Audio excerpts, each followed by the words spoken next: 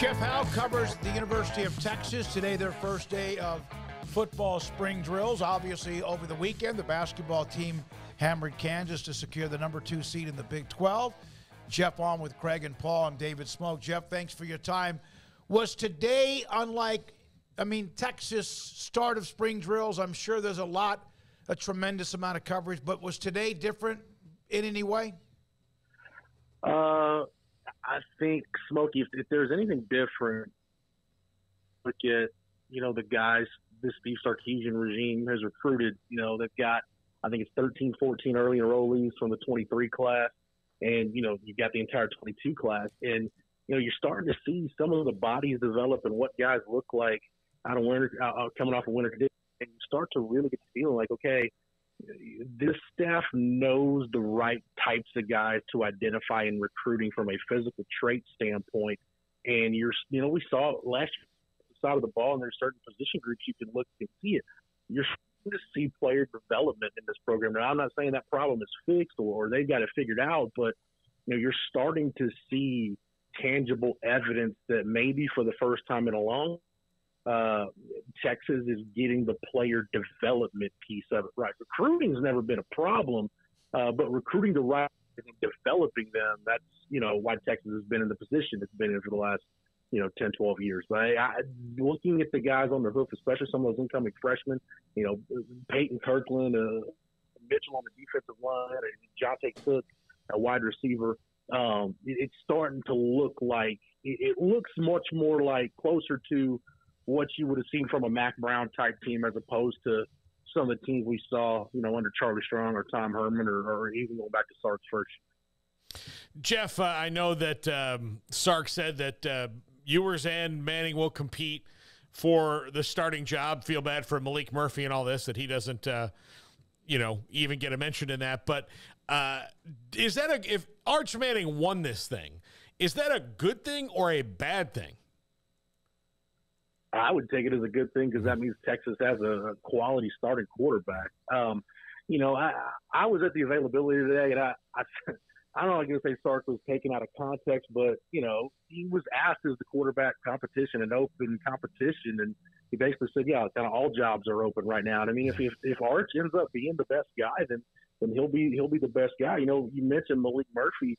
Well, he's dealing with a foot injury again. So, it just feels like this is a really talented quarterback prospect that just can't catch a break. But I think what Sark was getting at was, look, I think the common line of thinking around Arch has been he's going to redshirt, he's going to sit behind Quinn, and then whether Quinn, goes pro after 23 or comes back for another year in 24, he'll be more equipped to see the field, the longer he sits and gets to observe some things. But what I felt like Sark was getting at with his comments today was, look, he's going to let both of these guys practice. They're both going to get reps. And, if Art starts to take off and does show that he's the better quarterback, now, none of us know whether that's going to happen or not. But if he does, Sark's not going to say, well, the plan was the redshirt, we're going to do that. If Arch Manning is the best quarterback heading into the season opener, then I think that's Sark saying, look, if he is the guy, I'm not going to put this thing on the back burner. I'm going to start the best play. Jeff, when it comes to Quinn Ewers, we know the mullet is gone. That alone was huge offseason news to know that he's gotten rid of the locks there. But, we got a full dose of him last season. Obviously, he came in with a tremendous amount of hype, flashed, and then also had some drawbacks as well, which is to be expected of a freshman player. But where do you see him improving? Where does he need to improve entering this season? It's funny, Craig. Like, I have to remind myself and my colleagues, we remind each other, this is probably the closest beat to covering the Cowboys in college football. When you talk about off-season news, was the starting quarterback cutting his mullet and shaving his beard, and the true freshman quarterback losing his ID the first day he was on campus. So that's just kind of the circus around this place. But no, I'm actually doing working on a piece on Quinn Ewers right now that I'm hoping to have up here in the next couple of hours. And I think a big admission from him was heading into the bowl game when he spoke before the Washington game. He said, hey, I thought I had it figured out after the Oklahoma game. In that game, what that game means to this program, And if you're a freshman quarterback, you go into that game and play well. And he did. Threw for almost 300 yards, threw for 4 touchdowns, and Texas won 49-0. I think he did feel like he had it all figured out. He came back the following week and had 3 touchdowns at home against Iowa State. And then it was just kind of this roller coaster of, good, like I said, good for that Iowa State game. Then he was bad for a couple games. And you look at, the Oklahoma State game where he's 19 of 49 with 3 interceptions, so where it was downright ugly at times. But I think for him, Craig, I think the growth for him was in the bowl game. When you look at kind of how that thing unfolded, where they couldn't run the football, Xavier Worthy, who Sark confirmed today, played the last half of the season with a broken bone in his hand. The vertical passing game wasn't there. Washington was willing to give Texas the short and intermediate stuff, and whereas they were reluctant to take some of that, I feel like that was growth for Sark and Quinn, where they said, look, if they're going to give us, these little, 4, 5, 7 yard routes, we're going to take them, and then we'll just move the ball in chunks. We'll just nickel and dime it down the field. And they were content to do that. And then Quinn got into a rhythm and had a really good game. He threw for 369, 370 yards in the bowl game. So I think that was really big growth, where he wasn't just trusting his arm to fit in the tight windows or hunting, kind of being a big game hunter and hunting that deep shot down the field. Was just patient, scanned the field, took what was there. And if he can continue to do that, I think this offense could be really good again, and in a lot of ways more balanced and better.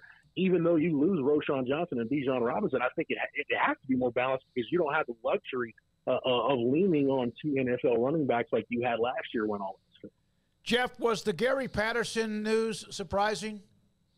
No, Smokey, the only reason why I say it wasn't is I feel like the more, and you kind of started to hear some of this maybe late in the season, it wasn't anything against Sark or the setup in Austin or Texas. I just think he felt like he really needed to take some downtime and maybe really just completely unplug and get away.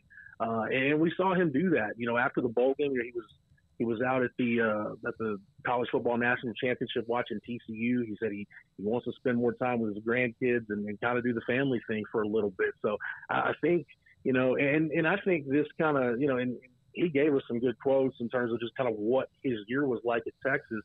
I think whether he's a head coach or whether he's, special assistant, I think when Gary's around the game, he only knows one way to go about it, and that's full speed. I mean, he told us he was doing film breakdowns, doing stuff Sark never even asked him to do. He was just doing it because that's kind of what he's always done in terms of getting things ready for the defensive staff. So I just think he needed to completely unplug. And I think this too, Smokey. I think when you look at him taking another job, I think you've got to be out 3 years as a coach before you're eligible for the College Football Hall of Fame. That's a really big deal to him. To get on the College Football Hall of Fame ballot and maybe be in the College Football Hall of Fame at some point. So I think he's talked about maybe doing some consulting work. Maybe, if he gets a wild hair in August, maybe coming back and working for Sark. But I think right now it's not really surprising because he really needed to take some downtime and just completely unplug and get away from football for a little bit. Yeah, it doesn't surprise. I mean, he was holding on so tight at TCU, Jeff. I mean, we've talked about that at length. Do you think that things that he implemented or gave them that they'll take and apply a little bit, or would he have to be the guy because only Gary thinks like Gary to do those things? No, I think the two things were, and he tried to be involved in, as much as Sark wanted him to be involved in, which actually turned out to be a lot. I think from a player development standpoint, and really more so in recruiting, kind of looking for, the toolsy type guys that he recruits. And I think one thing he mentioned to us, he and Pete Kwiatkowski have a lot of common ground just in the terms that, and just the way they view football in terms of, looking at prospects and trying to project guys. And, Gary said, PK's a guy a lot like me. Over his career, he's kind of done more with less. So I think they vibed on that. But where he was a really big help was, Texas wanted to implement, that coverage Gary Patterson's famous for, that the match quarters, the pattern match cover 4, GPs run it, Pat Narduzzi's run it, you watch those defensive systems, that's how they operate. They had a real struggle in 21 trying to get that implemented, but I think Gary being a secondary guy, knowing that stuff as well as he knows it, really tied together with Pete Kwiatkowski, who's been a defensive front guy his whole career, really helped tie the front end and the back end. I mean, you go watch Texas defense in 2021, it was so bad, Paul, and you guys saw it. I mean, I couldn't tell what coverage they were trying to run at times, what fronts they were trying to shift into at times. It was chaos. And last year, things flowed much better. It made sense when you watch replays and you watch, guys blitzing or moving around and replacement defenders moving into the right spot. Everything made sense. And I think a lot of that was Gary's experience with that pattern match cover four, tying the front end of the back end. And I think they will take a lot of those principles going forward. I think those are the two real big areas of recruiting, and then just that cover four concept, the way Gary knows it and the way he teaches it. How excited are folks about the potential of this wide receiver core, Jeff? I mean, on paper, Xavier Worthy, and then additions Isaiah Nayor coming back off of injury. Didn't even get to see him last year. And I know from his time prior to Texas, he's a tremendous player. A.D. Mitchell in the transfer portal. Jonte Cooks amongst their signees. I mean, they added every which way possible that you could seemingly add. What's the level of buzz surrounding that group? I think the level of buzz, Craig, is that group needs to be much better than it was last year. You look at why Xavier Worthy, whatever the hand issue was or wasn't, the reason why, he was on the field as much as he was, the reason why Texas ran as much 12 personnel as they did, the reason why the backs were on the field a lot, and why Keelan Robinson got pretty involved in the passing game. They just never had a third guy emerge last year to go along with Xavier Worthy and Jordan Whittington. They thought it was going to be Isaiah Nayor, then the preseason knee injury happened. And they tried a couple of different guys. Casey Kane got a look at it.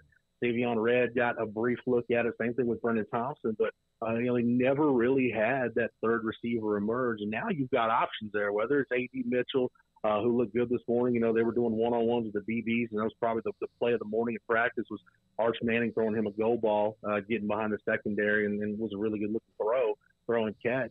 You've got A.D. Mitchell now in that mix. Jonte Cook, like you said, in that mix. DeAndre Moore Jr.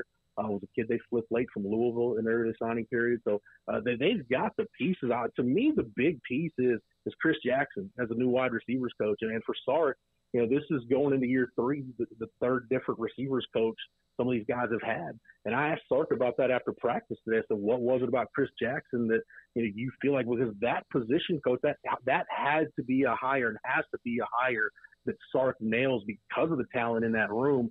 You've got to get the most out of that group. And he said that the two things that really stood out to him about Chris Jackson were, stability. They need some stability at that position, but then also a guy that's been in the NFL a long time from a development standpoint, showing guys what it's going to take to get to the next level and getting the most out of these guys. So it's got a lot of potential, Craig. It really does. But that's a position at this point I'm almost like, okay, I'll believe it when I see it. We've seen talented receiver rooms at Texas before, and it hasn't worked out, but I don't know that they've had one this talented in a really long time. And if Chris Jackson's the right coach, then they'll trust me, they won't have a problem finding a third receiver or maybe even a fourth this year. Yeah, and I didn't even mention Whittington coming back. That's obviously was another huge boon for them this offseason, but go ahead. No, that's fine. Jeff, one more thing. The men's basketball team finished out with a bang by beating Kansas. They were right there on that edge of slipping. They had the lead in the conference, and, of course, it didn't work out. KU still might be, without question, the dominant team in the Big 12 among a lot of good ones. Your thoughts about how they ended, and what are the expectations? Is this one of those with Rodney Terry? Has he done enough, in your opinion, no matter what happens in the tournament, or are there still people looking for a reason to maybe look elsewhere? No, to answer the last part, Smoak, I don't think he's done enough yet. I think that's still to be determined by what happens this week in Kansas City, and then, hopefully over a couple of weeks in the NCAA tournament. I think when you look at how their season ended, I think the disappointing thing for Texas wasn't finishing second in the league and then missing out on a conference championship. I think it was that they know they didn't play very well against Baylor, and they had lost back-to-back games all year until they lost to TCU. It was just that it didn't come together against TCU, and that was back-to-back games where not only did they lose, they didn't play well. Rodney Terry talked about everybody kind of just – it wasn't really anything schematic that they changed. It's just there was a refocused energy when they got back to practice after the TCU game. And he credited Jabari Rice, for being the guy that kind of got everybody back on the same page, and everybody was juiced on Senior Day playing against Kansas, and Texas led in that game almost the whole way and looked really good doing it. So if that Texas team, from a mindset standpoint, is the one that shows up in Kansas City in the NCAA tournament, then I think there's no question Rodney Terry is going to have a chance to be the guy next year. But if it's a little bit wonky, if it's a little bit inconsistent, if they have an off night where the juice isn't there, then that streak of not making the NCAA, not making the second weekend since 2008, it'll go on another year, and Texas will probably have somebody else in charge of the program. Thank you, Jeff. Appreciate it. Jeff Howe, 247, part of the Horn in Austin as well with us as Texas began their spring drills. One other note, let me give you others.